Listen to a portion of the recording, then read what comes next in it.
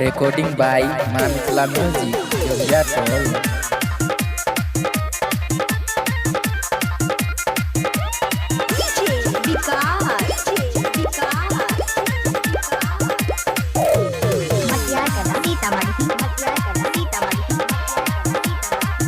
गणेश बाबू हम कर छलिए नाच बात कहै छियो साच हम कर छलिए नाच बात कहै छियो साच उहो नाचे छले उहे ठाम कमर के हो माच हाथ फंस गेलै वरनी के कोर में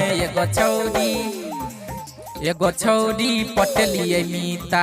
अपना भैया के मटकोर में एगो छौरी पटलिए मीता अपना भैया के मटकोर में एगो छौरी पटलिए मीता।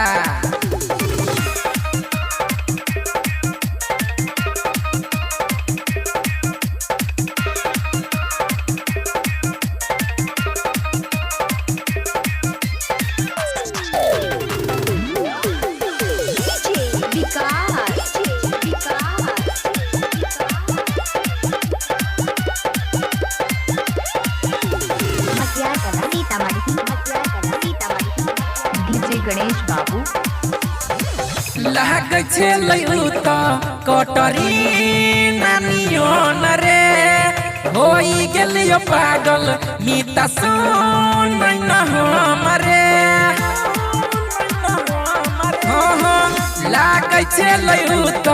कटरी नानियो न रे होई गेलियो पागल मीता सुन न हमरे हमरा होई गेलो प्यार की बताइयो रे यार हमरा होई गेलो प्यार की बताइयो रे यार अब तू ही लगाना कोनो रे जोगार लागल छलै ठोरंगा रे ठोर में एगो छौरी पटलिए मीता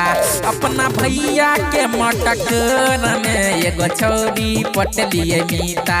अपना भैया के मटकोर में एगो छौरी।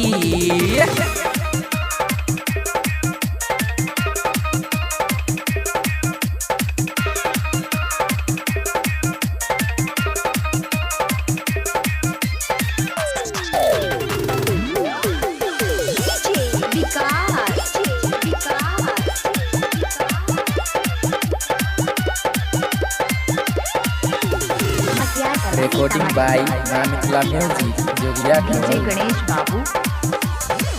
जब हम देखलिए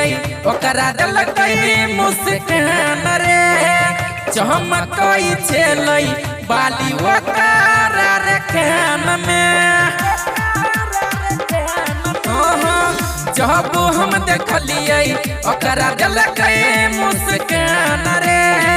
चमकै छलै बाली ओकरा रे कान में दिल भेल करार अब तू ही संभाल दिल भेल करार अब तू ही संभाल न त बनल काम न तन हेतै बेकार जाना बैस गेलै देव सुंदर में एगो छौरी पटलिए मीता अपना भैया के मटकोर में एगो छौरी पटलिए मीता अपना भैया के मटकोर में एगो छौरी। Ganesh ji mobile number 6201262429।